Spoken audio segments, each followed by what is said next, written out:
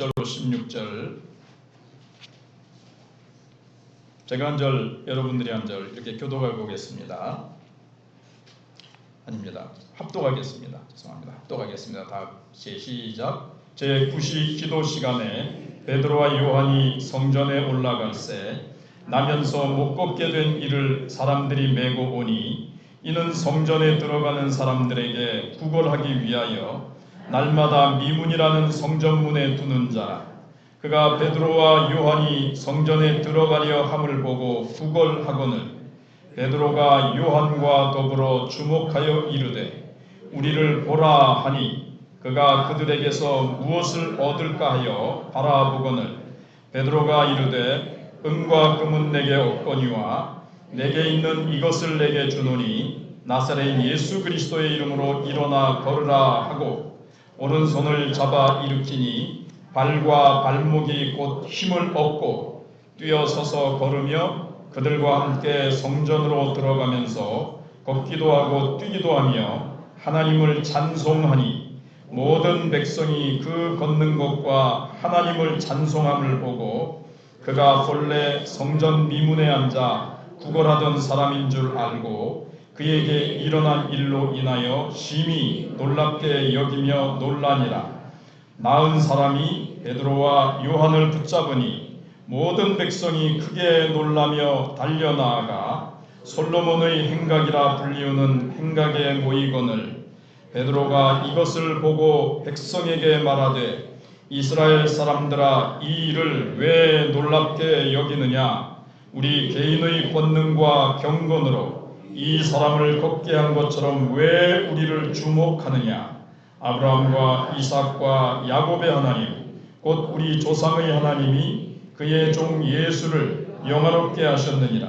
너희가 그를 넘겨주고 빌라도가 놓아주기로 결의한 것을 너희가 그 앞에서 거부하였으니 너희가 거룩하고 의로운 일을 거부하고 도리어 살인한 사람을 놓아주기를 구하여 생명의 주를 죽였도다.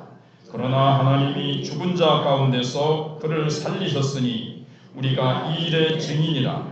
그 이름을 믿음으로 그 이름이 너희가 보고 아는 이 사람을 성하게 하였나니 예수로 말미암아 난 믿음이 너희 모든 사람 앞에서 이같이 완전히 낫게 하였느니라. 아멘. 오늘 주시는 본문을 가지고 말씀과 성령 혹은 말씀 교회인가 성령 교회인가 이런 제목으로 하나님의 말씀을 생각해 보려고 합니다.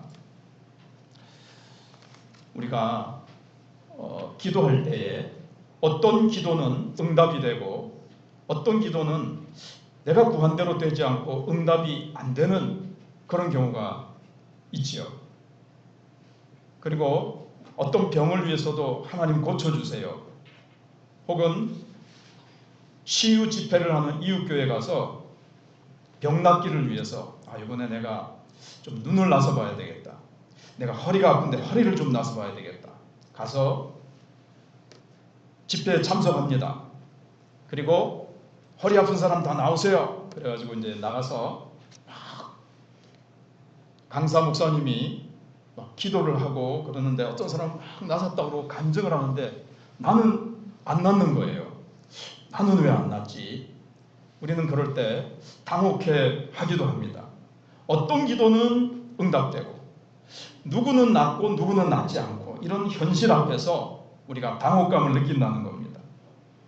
오늘 본문 성전 미문에 앉은 이 사건을 보면서 우리에게 네 가지 중요한 영적 원리를 저는 이제 생각을 하면서 왜 그런지 이 본문을 통해서 이제 생각을 해보려고 합니다. 오늘 본문에 나오는 사람은 성전 미문에 앉아 있는 사람. 미문. 그런 아름다운 문 맞습니다. 아름다운 문. 근데 이 사람의 나이는 몇 세쯤 됐다 그랬어요? 40여 세. 한 40쯤 됐습니다. 그리고 나면서부터 안진뱅이였습니다. 그래서 사람들이 매일 이 사람이 제대로 직장 생활이나 사회 생활을 할 수 없으니까 성전 미문 앞에 사람들이 업어다가 아침마다 데려다 놓으면 하루 종일 성전을 드나드는 사람들에게 구걸을 해서 이제 동냥을 해서 먹고 사는 사람입니다. 그러면 이 사람이 물어보겠습니다. 또 생각을 해보세요. 예수님 당시에도 이 사람이 성전 미문에 앉아 있었을까요? 네, 앉아 있었을 겁니다. 오순절 사건 이후에도 이 사람이 그 자리에 앉아 있었을까요? 네, 앉아 있었을 겁니다. 예수님도 이 사람을 여러 번 지나치셨을 겁니다. 보셨을 거예요. 베드로와 요한, 성전에 기도하러 오는 시간마다 이 사람을 마주쳤을 거예요. 그런데 왜 오늘 본문에 요날, 오늘 사도행전 3장 이날에 와서야 비로소 고침을 받았느냐 하는 겁니다. 그래서 우리는 이 부분을 이제 말씀과 성령이라는 이 하나됨, 말씀과 성령이 하나됨이라는 이런 주제를 가지고 또 하나님의 때가 왜 그런가, 하나님의 그 전략적인 때, 하나님의 작전을 가지고 전략을 가지고 하나님께서 그렇게 행하신다 하는 것을 이제 생각해 보려고 합니다. 오늘날 현대교회는 말씀과 성령이 조용히 이혼한 상태라고 그렇게 표현해 볼 수가 있습니다. 이혼을 하면 이거 뭐 기분 좋은 얘기는 아니지만 이혼을 하면 자녀들이 아버지 밑에 양육을 받을 수도 있고 어머니 밑에 양육을 받을 수도 있습니다. 비슷하게 말씀을 강조하는 교회가 있어요. 그걸 제가 오늘 말씀교회라고 한번 표현을 해보겠습니다. 이 말씀 중심의 교회는 교리를 강조합니다. 교리라는 것은 인간이 만든 게 아니에요. 성경에 있는 진리를 체계화시켜 놓은 겁니다. 배우기 쉽도록. 그래서 웨스트민스터 신앙고백, 소교리 문답, 대교리 문답, 그 다음에 하이델베르크 교리 문답, 아주 오래전에 오후 시간에 오후 예배 있을 때 하이델베르크 배운 적이 있는데 기억이 나실지 모르겠습니다. 이런 교리를 강조하고요. 설교는 강의 설교를 강조합니다. 많이 듣습니다. 창세기 1장 1절부터 쭉 연달아서 본문을 연속적으로 성경을 잘 깊이 하는 거죠. 그리고 또 특징 중에 하나는 하나님의 주권을 강조합니다. 주로 장로교죠. 그리고 구원의 확신, 하나님의 주권, 이런 걸 이제 강조하는 교회입니다. 정확하고 그게 맞습니다. 하지만 자칫 잘못하면 지적인 만족, 나 성경 많이 안다. 제가 개혁주의 신학을 배웠지 않습니까? 개혁주의. 이 고시는 그래서 장점이 있어요. 한국교회에서 어떤 문제가 생겼을 때 이게 성경적으로 어떤 게 맞냐 했을 때 우리 고신에게 가서 물어보자. 그 정도로 고신은 성경 말씀으로 올바른 판단을 할 수 있는 이렇게 말씀에 귀중한 어떤 말씀을 사모하고 진리의 말씀을 풍부히 가지고 있는 그런 장점이 있어요. 신학교에 다닐 때도 이 신학 중에서는 개혁주의 신학이 최고로 수준이 높다. 자부심이 있어요. 그런데 거기에 만족할 위험이 있는 겁니다. 우리는 성경적으로 어떤 교단보다도 우리는 최고의 수준에 있고 우리는 성경을 제일 많이 알고 있다. 거기서 멈출 수가 있는 거죠. 자, 그러면은 또 다른 편에 서 있는 교회를 성령교회라고 생각을 해보겠습니다. 여기는 성령을 강조합니다. 성령의 능력이 임하기 전에는 하나님의 영광을 우리가 드러낼 수가 없다는 거예요. 말씀교회는 교리를 배우고 구원의 확신을 가지고 하나님의 주권을 강조하며 하나님의 진리 안으로 깊이 들어가기 전에는 하나님의 영광을 드러낼 수 없다. 이러는 겁니다. 자, 그래서 성령교회는 오늘 나타난 안전뱅이가 낳는 이런 기사와 표적과 은사 그리고 뜨거운 기도를 강조합니다. 금요 철야 기도 밤새도록 막 기도하죠. 성령 대망회 이래가지고 대표적으로 순복음 중앙교회 같은데 성령 대망회, 밤새도록 성령이여 오시옵소서, 성령을 부어주옵소서 뜨겁게 기도합니다. 초대교회에서 우리가 사도행전을 읽어보시면, 그러니까는 성령교회는 사도행전적인 교회로 돌아가야 된다. 이걸 이제 강조하는 거예요. 초대교회 성도들이 뜨겁게 모여서 기도할 때 막 지진이 일어났습니다. 바울과 실라가 옥에 갇혀서 기도할 때에 옥토가 움직이고 감옥문이 열리고 착고가 풀리는 그런 기적들이 일어났습니다. 성령을 강조해야 된다. 성령의 은사, 성령의 능력, 우리가 기도해서 뜨겁게 되어야 된다. 이거 틀립니까? 정확히 맞습니다. 성경적입니다. 그런데 말씀의 기초가 약하면 어떻게 될까요? 감정에 치우치기가 쉬워요. 막 뜨거워요. 막 기도하다가 뜨겁다 보니까 이 뜨거운 것이 진리의 말씀으로 방향을 잘 잡아서 가야 되는데 엉뚱한 방향으로 간다거나 그냥 감정이 뜨거운 데서 막 그냥 거기에 치우칠 수가 있다는 거죠. 그리고 하나님을 조정하려는 위험에 빠질 수가 있어요. 우리가 이렇게 뜨겁게 기도하고 우리가 이렇게 성령의 은사가 많은데 우리가 기도하면 뭐 소위 직방이지 뭐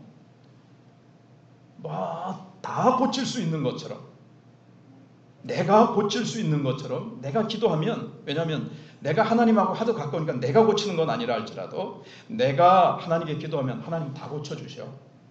나 그만큼 능력이 있어. 이런 식으로 교만에 빠질 수도 있고 감정에 빠질 수도 있고 어떤 비성경적인 불건전한 신비주의에 빠질 수가 있어요.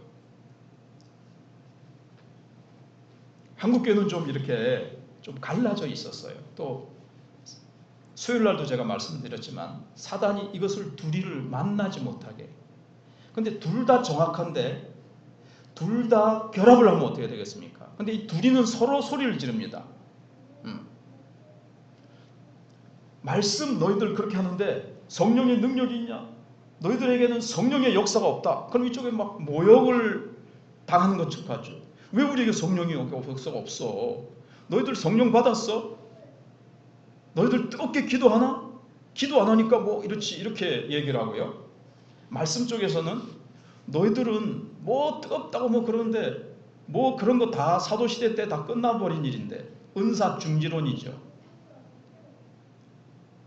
이렇게 하거나 어떤 아이의 소리가 안 들렸으면 좀 감사하겠습니다. 예. 성령의 은사가 중지됐다고 하거나 또는 그쪽에는 혼란이 있어요. 좀.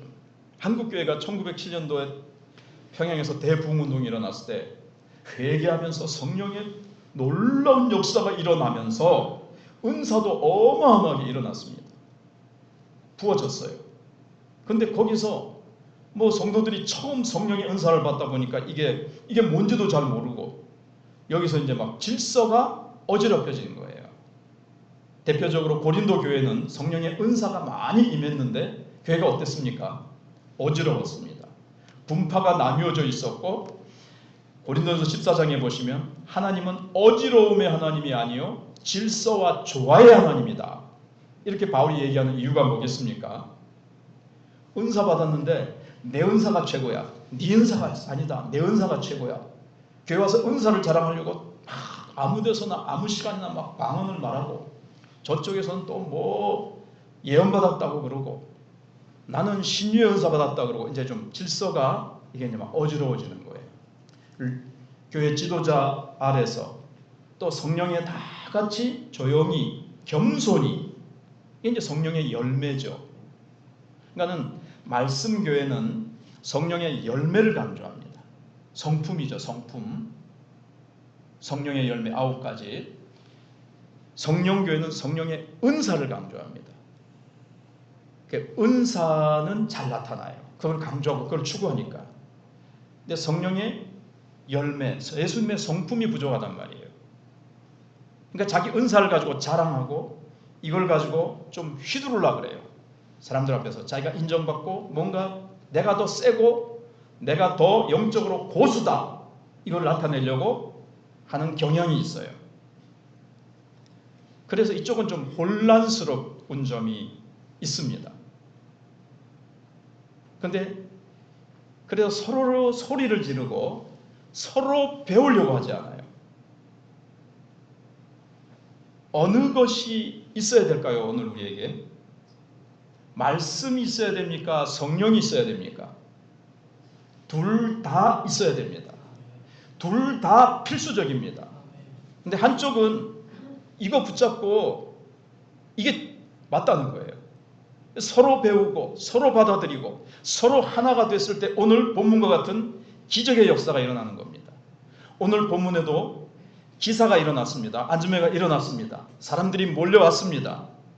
베드로가 말씀으로 정확하게 그것을 풀어 복음을 전하고 예수님을 전하고 예수님의 십자가 사건이 무엇인가를 증거하면서 너희가 어떻게 복음으로 구원받아야 될 것인가를 전합니다. 성령과 말씀이 정확히 조화를 이루면서 결합되어 있죠. 오늘날도 이러한 일이 재현될 수만 있다면, 또 재현되는 것도 있어요. 오늘날도 교회가 다시 힘있게 사도행전과 같이 부흥의 역사가 일어나려면 두 가지가 잘 결합하면 재현될 수 있습니다. 여러분, 우리는 여기서 그냥 이렇게 고신에서 조그맣게 있어서 그렇지, 저는 또 신학을 공부하고 여러 책과 인터넷을 접할 수 있으니까 보지만, 성령을 강조하는 교회에서는요, 위그 스월스인가? 스월스워스라는 사람은요, 성령 사역을 좀 강조하고 그쪽이 강한 분인데, 살아생전 죽은 자를 14명을 일으켰어요. 살아나게 했어요. 기도해서. 어느 날은 어느 교회 집회 갔는데 허벅지 밑으로, 그러니까 무릎 위로 다리 두 개가 없습니다. 그러니까 의족을 달고 사역을 하시는 부목사님이 계셨는데, 부목사님 오늘 시장에 가거든, 시장에 가서 구두를 한 켤 사세요 그러더랍니다. 당황을 했죠. 근데 결과는 좌우간 순종해서 시장에 가서 구두를 달라 그런 거예요. 그 점원한테. 보니까는 의족을 신고 있는데 이런저런 거 다 생략하고 믿음으로 신발을 달라 그랬어요. 면문을 드릴까요? 면문 주세요. 그래 그거를 신으려고 하는 순간 없던 다리가, 잘라져 나갔던 다리가 탁 생기는 거예요. 이런 기적은 비일비재로 그 사람의 생애 속에 일어났고, 성령의 은혜와 성령의 능력을 사모했던 종들에게서는 많은 이런 육신적인 것뿐만 아니라 영적으로 죽고 위축되고 실망과 낙심과 신앙이 영 바닥을 치던 사람들이 성령의 만지심으로 깨어나고 뜨거워지고 기도가 막 터져 나오고 하나님을 사랑하는 사랑이 속에서 막 용서숨치고, 이런 성령의 이제 깨우심이죠. 이걸 이제 부흥이라 그러잖아요.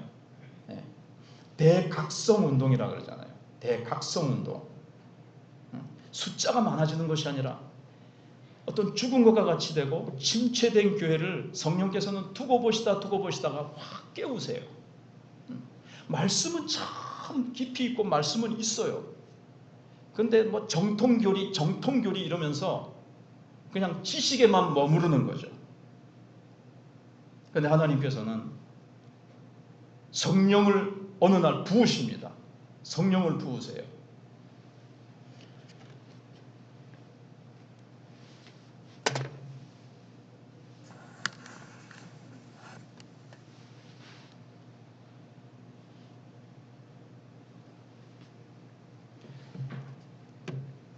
성령을 부으셔서 제가 시간에 매이지 않고 자유롭게 하도록 하겠습니다.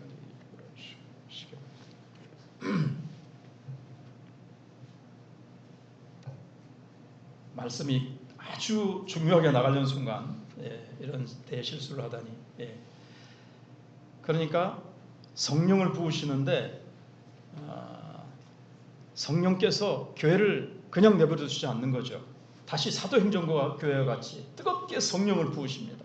사람들의 마음이 뜨거워지고 하나님을 향한 갈급함이 생겨나고 사람들이 그냥 창자가 끊어지듯이 하나님 앞에 막 밤새도록 회개하며 기도하며 그런 가운데 마음이 다시 불붙듯이, 그리고 내 안에 계신 예수 그리스도를 새롭게 발견하고 구원의 확신이 없던 자들이 구원의 확신을 가지고, 그리고 믿음이 불같이 뜨거워지고 담대해져서 여러 가지 환경적인 어려움이라든가 자기가 당하고 있는 모든 것들을 다 이겨낼 수 있고, 세상의 유혹과 그렇게 끊지 못했던 죄악의 습관과 어떤 이 세상의 유혹들을 능히 삼손이 자기에게 묶었던 그 삼줄을 불탄 줄과 같이 끊어버리듯이 성령의 능력으로 다 끊어버리고, 성령의 능력으로 죄를 이기며 복음을 전하며 성령의 역사를 열매를 맺으며, 그리고 주의 사역자들이 막 일어나는 거예요. 일꾼들이 일어나는 거예요. 나가서 복음을 전하면 사람들이 회개하고, 그리고 나가서 손을 얹으면 사람들이 막 병이 낫고 놀라운 부흥의 역사가 일어나게 하시는 겁니다. 그래서 이 두 개가 다 필요하다는 거예요. 자, 그럼 오늘 본문에서 이제 핵심 원리 네 가지를 한번 생각해 보면요. 첫 번째는 성령의 주권입니다. 아까 말씀드린 대로 왜 어떤 기도는 응답되고 왜 어떤 병은 안 낫느냐는 거예요. 어떤 사람은 왜 낫지 않느냐 하는 거예요. 이것은 성령님의 주권이기 때문에 그렇습니다. 성령님은 우리가 조정할 수 없는 분입니다. 바람이 임의로 불매, 요한복음 3장 8절에 바람이 임의로 불지, 바람을 우리가 소유할 수 없다. 우리가 성령을 소유할 수 없고 성령의 능력을 소유해가지고 내가 성령의 능력을 내가 이때 마음대로 수도 꼭지만 틀면 물이 나오듯이 내가 성령님 고쳐주세요 하면 수도 꼭지 열리고 물이 쏟아지듯이 그냥 낫는, 내가 성령의 능력을 내가 금나와라 뚝딱 은나와라 뚝딱 하듯이 도깨비 방망이처럼 성령을 내가 사용할 수 없다는 거예요. 어떤 사람은 어떤 때에 성령의 주권으로 낫게 하세요. 그렇죠? 예. 하나님의 뜻대로 행하신다는 거예요. 예수님조차 이 땅에 오셨을 때 아버지의 뜻이 아니면 스스로 아무것도 하지 않으셨습니다. 요한복음 5장 19절입니다. 성령님은 요한복음 16장 13절에서 성령님께서도 우리를 진리 가운데로, 자기가 자의로 말하지 않고 성령님이 자기가 하고 싶은 대로 말하지 아니하시고 예수님께로부터 들은 것, 그거를 말씀하신다는 거예요. 예수님은 어떻다고요? 아버지께서 행하시는 것을 내가 본 대로 아버지의 뜻에 합치된 대로 하신다는 거예요. 성령님도 그렇게 하시고요. 그래서 기적은 인간의 요구가 아니라 하나님의 주권적인 결정에서 시작된다는 거예요. 아까도 말씀드렸잖아요. 예수님 당시부터도 이 사람이 있었을 텐데, 성전 미문에 예수님께서 성전에 들어갈 때 왜 이 사람을 고쳐주지 않으셨을까요? 예수님이 오시면 다 고침받지 않습니까? 근데 왜 이 사람을 예수님이 고쳐주시지 않으셨을까요? 증명할 수는 없지만 추측을 한번 해보세요. 예수님이 성전에 들어가시면서 안전뱅이가 앉아 있습니다. 하나님 아버지, 이 사람을 고칠까요? 물어보셨습니다. 아니다. 베드로와 요한의 때를 위해서 남겨두려고 한단다. 이랬을지 모르겠어요.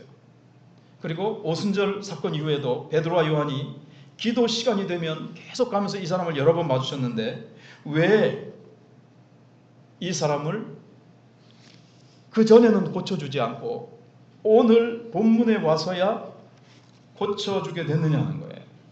베드로와 요한은 오늘 성령께서 고쳐주셔야 된다는 걸 어떻게 알았을까요? 일단 수요일날 한 2번 말씀을 드렸는데 성령님은 굉장히 민감한 분입니다. 그래서 비둘기 같은 성령이라고 수요일날 제목이 나와 있잖아요. 비둘기는 수줍고 민감해서 조그만 소리에도 날아가 버려요. 성령님은 아주 민감하신 분이세요. 센서티브하단 말이죠. 아주 예민하세요. 그래서 우선은 베드로와 요한이 서로 경쟁하고 서로 막 다투고 막 왔다면 이게 이제 이 사건은 일어나지 않았을 거예요. 이들은 늘 성령 충만했습니다. 늘 기도하고 이 두 사람이 만약에 베드로가 내게 은과 금은 없거니와 내게 있는 것으로 내게 주노니 곧 나사렛 예수 그리스도 이름으로 일어나 걸으라 이럴 때 요한이 왜 너만 맨날 앞장서서 니만 그거 병 고치고 그러노? 나도 좀 해보자 이렇게 하지 않고 경쟁심 시기심 없이 전혀 둘의 사이에는 그런 것이 없었습니다. 또 어떻게 보면 같이 얘기를 했을지 그리고 뭐 서로 네가 높니 내가 낮니 오순절날 성령을 받기 전에 제자들은 어땠습니까? 길거리에서도 누가 더 높으냐 가지고 늘 논쟁을 했습니다. 나 성령을 받고 나서 성령에 붙잡히고 성령에 딱 장악이 되자 그들은 예수 그리스도의 마음을 품고 나를 드러내는 것이 아니라 오직 그리스도만 존귀시 되고 그리스도만 높아지신다면 아무 문제 없는 거예요. 내가 아닙니다. 성령의 능력으로 예수 그리스도 이름으로 일어나 걸으라고 성령의 능력으로 하나님의 일하심을 탁 발판을 놓은 거예요. 이게 발판입니다. 그리고 사람들이 몰려오자 요 발판을 통해서 그들과 소통한 거예요. 사람들이 와서 이게 무슨 일이고 사람들이 놀라며 막 몰려왔다 그러죠. 오늘 본문에. 그러니까 베드로가 딱 설명을 하는 거예요. 이 두 개가 얼마나 조화를 이룹니까? 성령께서 기사를 행하시고 말씀으로 그들에게 이것을 잘 설명해서 그들이 예수를 믿도록 예수가 주이심을 예수를 믿어야 우리가 구원받는 구주이심을 딱 증거를 한 겁니다. 그런데 우리 속에 제자들처럼 서로 높아지려고 하거나 어떤 비방과 분냄과 시기 이런 것들이 있습니다. 한마디로 성령님은 말 그대로 거룩할 성자잖아요. 그러니까는 거룩하세요. 죄가 있는 곳에는 성령님이 같이 계실 수가 없어요. 우리를 떠나시는 건 아닙니다.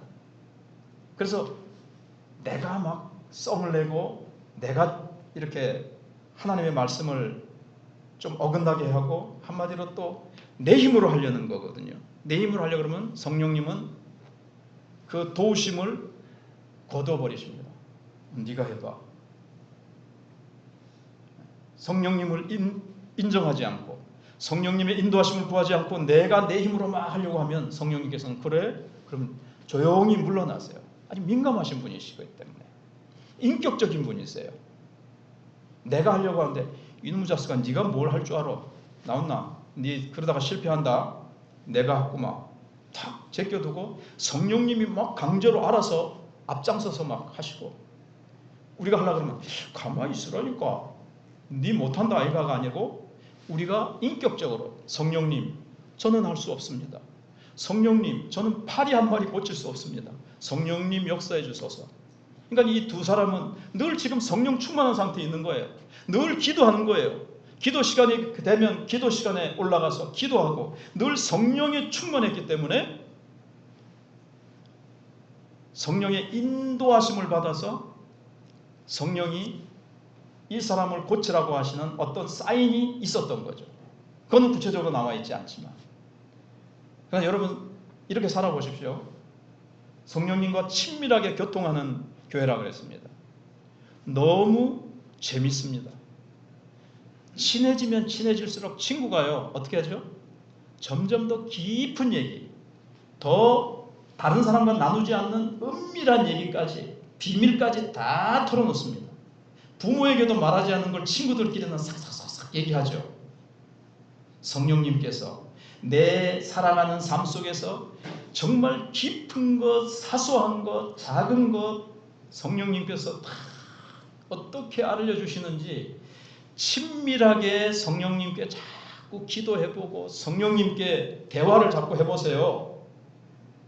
근데 그분이 제가 작년 이제 연말쯤 가서 성령님과 깊이 친밀하게 교통하는 교회로 해봐야 되겠다고 이제 하나님께 이렇게 이제 이거를 이제 영감을 받고 했는데 성령님은 죄에 대해서 민감한 부분이 있어요. 이건 소극적인 부분이라고 해봅시다. 적극적인 부분도 있어요. 조금만 성령님을 인정해드리고 성령님을 의지하면 성령님은 또 기뻐하셔서 너무 잘 도와주시고 너무 잘 가르쳐주시고 아멘. 너무 잘 인도해 주시고, 아멘. 나는 할 수 없습니다. 나를 내려놓고 내가 항복하고 굴복하고 성령님 일하시옵소서 하면 성령은 오셔서 내 인생 가운데 마음껏 운행하시고 역사하신다는 겁니다. 내가 뛰어나고 내가 잘나서가 아닙니다. 내가 부족하고 내가 못하다는 걸 인정하고 성령님께서 나를 도와주시기 위해서 하나님이 예수님이 보내주셨사오니, 주님 나를 도와주시기 위해서 오셨사오니 성령님 오늘도 도와주시옵소서. 늘 성령님을 인정하고 환영하고 나아가면 성령님께서는 아주 예민하세요. 그냥 우리가 꼭 그렇게 하도 성령님, 뭐 마음속으로 성령님이라고 안 불러도 성령님 늘 의지하는 마음으로 나갈 때 성령님은 그때그때 도우신다는 거예요. 세 번째는 나왔던 거지만 세 번째 우리가 볼 수 있는 것은 성령의 놀라움입니다. 그러니까 놀라우신 성령님. 오늘 본문에 보시면 놀라운 장면이 어디 나오죠? 10절에 나오죠. 성전 미문에 앉아 구걸하던 사람인 줄 알고 그에게 일어난 일로 인하여 심히 놀랍게 여기며 놀라니라 그랬습니다. 심히 놀랍게 여기며, 놀라운 역사가 이제 일어난 거죠.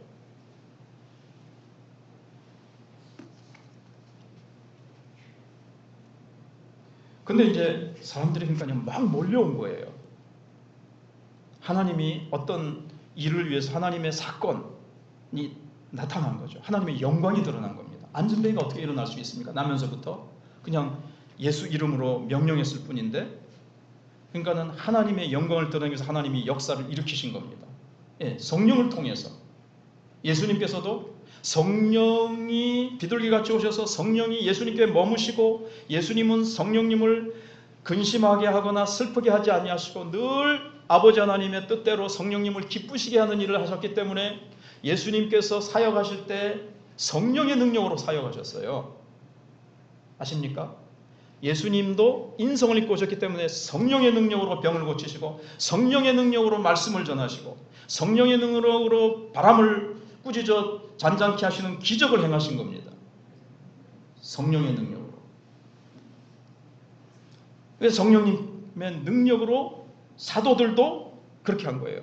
그러니까 성령님은 예수님과 함께 하셔서 예수님께서 하시던 사역을 누가 바톤을 이어받았습니까? 제자들이 이어받았죠. 그래서 예수님도 제자들 자신들의 힘만으로는 사역을 할 수 없는 이유를 아시고, 그것을 아시고 성령을 보내주겠다. 내가 가면 성령을 보내주겠다. 성령을 받고 예루살렘을 떠나서 일해라. 성령 받기 전에는 나가지 마라. 나가봤자 뻔하다. 너희들은 무력하지 않느냐. 베드로가 내가 할 수 있습니다 했다가 계집종 앞에서 그냥 코가 납작해졌잖아요. 그가 성령을 받고 나서 담대해진 것과 같이 예수님의 사역이 계속 이 땅 위에서 지속돼야 되는데 그 일은 성령에 의해서 되는 거예요. 예수님을 통해서 일하셨던 성령님, 물론 또 예수님, 그리고 성령을 통해서 사도들을 통해서 성령님께서 또 계속 일하시는 거예요. 그래서 성령님이 오셨고 성령의 능력으로 이런 사건이 일어나게 된 겁니다. 그때 베드로가 왜 놀라느냐? 이거는 여기 모든 백성이 크게 놀라며 또 달려왔죠. 11절에 나아가 솔로몬의 행각에 모여서 베드로와 요한을 막 붙잡은 거예요. 막 이게 어찌 된 일이고, 이런 기적과 기사를 보니까 그냥 막 놀래 자빠지는 거죠. 그래서 베드로와 요한이 이스라엘 사람들아 12절에 이 일을 왜 놀랍게 여겼느냐? 우리 개인의 권능과 경건으로 이 사람을 걷게 한 것처럼 왜 우리를 주목하느냐? 여기서 보세요. 봤제? 우리 능력 있대, 까불지 마라, 함부로 대하지 마라, 이렇게 하지 않았어요. 왜 우리를 주목하느냐? 아브라함과 이삭과 야곱의 하나님, 곧 우리 조상의 하나님이 그의 종 예수를 영화롭게 하셨고, 하나님이 예수님을 살리셨는데 예수님이 구주시고 왕중 왕이시다. 근데 그분의 이름으로 일어났다. 네, 여기서 한 가지 조금만 더 말씀드리면, 우리가 기도 많이 해서 일어났다가 아닙니다. 우리의 영권이 세서 일어났다 그러지 않았습니다. 뭘로 일어났다 그랬습니까? 그래서 본문을 읽고 오시면 좋아요. 장로님이 얘기하신 대로 예배 전에 본문 읽어보시면 좋아요.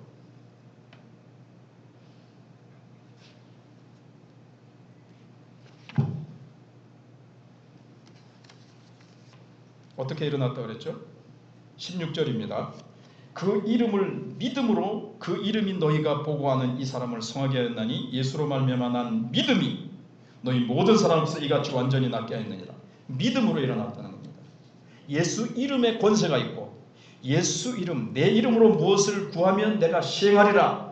제자들에게 말씀하신 그 말씀 붙들고 예수님의 이름은 예수님의 전 인격, 예수님의 전 존재를 말하는 거죠. 예수님에게 모든 전능하신 권세가 있다는 것, 예수님께 하늘과 땅의 모든 권세를 가지고 있다는 것을 믿고 예수 이름에 권세 있다는 것을 믿고 기도하고 명령하면 예수님께서 시행하실 것을 믿는 믿음으로 했다는 거예요. 내가 힘이 있다, 내가 고칠 수 있다가 아닙니다. 베드로와 요한 우리가 고칠 수 있다가 아니라 우리가 믿고 의지하고 내 안에 계신 예수 그리스도 그분이, 우리가 모시고 계신 성령 그분이 하실 수 있다는 믿음. 예수님은 고치실 수 있다. 성령님은 고치실 수 있다. 예수님께는 능치 못하심이 없다는 것을 믿는 믿음으로 고쳤다는 거예요. 여러분도 믿음으로 할 수 있습니다. 특별한 사람을 찾아가야 되는 게 아닙니다. 자, 마지막으로 성령의 전략입니다. 자, 왜 예수님 당시에 예수님이 안 고쳐주셨을까요? 왜 미루셨을까요? 베드로와 요한도 오순절 다음 날 고쳐주면 안 됩니까? 이 사람은 생각했을 거예요. 예수님께서 베데스다 연못가에 어떤 병자를 고쳐주셨다는데, 실로암 연못에서 소경을 고쳐주셨다던데 나는 왜 안 고쳐주시지? 나에게는 관심이 없으시나? 이렇게 생각했을지 모르겠습니다. 그런데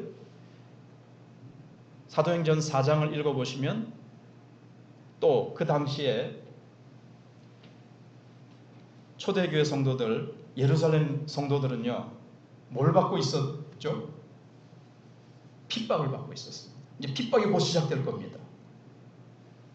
그러면 핍박이 시작되면 예루살렘에서 예수를 믿었던 성도들은 뭘 받을까요? 위축되는 거죠. 자꾸 이렇게 위축되고 이렇게 수그러들 수가 있습니다. 위협을 당하고 겁먹을 수가 있습니다.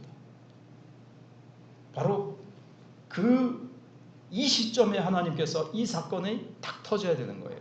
그래서 하나님의 전략상 예수님께서 이 사람을 고쳐주지 아니하시고 그때 예수님 때에 베드로와 요한이 오순절 이후에 여러 날 동안에도 고쳐주지 않고 있다가 하나님께서 바로 이 시점에 가장 적당한 시간이죠. 하나님은 너무 빨리 오지 않으십니다. 하나님은 너무 늦게도 오지 아니하십니다. 하나님은 정확한 시간에 오십니다. 하나님은 이때에 이 하나님의 영광을 드러낼 사건을 통해서 너희가 십자가에 못 박아 죽인 생명의 주 예수 그리스도가 정말 하나님이 보내신 메시아요, 우리의 구주 되심을 베드로와 요한을 통해서 이 안전맹을 일으키심으로 말미암아 하나님이 영광이 드러나게 하시고 예수 그리스도의 죽으심의 그 십자가의 의미가 무엇인지 이 사건을 통해서 말씀으로 그들에게 증거하게 된 것입니다. 이 사건을 통해서 성령과 말씀이 정확하게 결합해서 하나님의 영광이 드러나게 됐습니다. 여러분, 우리 교회가, 우리 각자가 어느 한쪽에 치우쳐 있지 않습니까? 우리 교회가 하려고 하는 것이 그것입니다. 우리는 고신입니다. 뭐가 약하죠? 성령이 약합니다. 은사가 약합니다. 자, 오직 성경이라 그럽니다. 오직 성경이라 그러죠. 그러면 성경에 오직 성경이라 그러면서 방언한다 그러면 방언? 그건 뭐 옛날에 하던 거, 방언 그거 뭐하노? 무시합니다. 신유의 은사, 그거 사도 때 하던 거지 끊어졌어. 그렇습니까? 그러면 고린도서 12장과 14장의 사도 바울은 왜 교회에 신유의 은사, 방언의 은사, 지식의 은사, 예언의 은사, 지혜의 은사, 기적의 은사 주신다는 것은 어떻게 된 거예요? 정말 성경을 성경으로 받아들인다면 방언도 받아들여야죠. 바울은 내가 너희들보다 더 방언을 많이 말함으로 하나님께 감사하노라 그랬어요. 그러니까 정말 성경대로라면, 오직 성경이라고 한다면 성경이 성령의 은사와 성령의 능력과 우리가 불붙는 뜨거운 기도와 기도해서 성령의 은사와 능력을 받고 성령의 열매와 성령의 은사를 다 가지고 있어야 되고 말씀과 성령의 능력을 다 가지고 있을 때 우리 교회는 아름답게 부흥하게 될 것입니다. 우리 하나님 앞에 우리 기도하도록 하겠습니다. 주보에 보시면 주보 안쪽에 합심 기도문이 있습니다. 이런 게 있나도 모르시는 분이 계실 수 있는데 부영 예배 때 할 수 있지만 우리 다 함께 기도하도록 하겠습니다. 읽으면서 기도하겠습니다. 하나됨을 위해서부터 시작해서요. 시작. 주님, 우리 교회가 말씀의 깊이와 성령의 능력을 동시에 겸비하게 하소서. 교리가 메마르지 않게 하시고 뜨거움이 무질서하지 않게 하셔서 오직 하나님만이 영광을 받으시는 교회가 되게 해 주시옵소서. 성령님을 근심하게 하는 우리 안의 시기와 경쟁심을 회개합니다. 서로를 비방하기보다 친절히 대하며 용서하게 하시고 우리 안에 성령의 열매가 먼저 맺히게 하소서. 우리의 기도가 하나님을 조종하려는 도구가 되지 않게 하시고 하나님의 주권을 신뢰하며 주님의 원하시면 이루어질 줄 믿습니다라고 고백하는 성숙한 믿음을 주시옵소서. 예수님의 이름으로 기도하옵나이다. 아멘.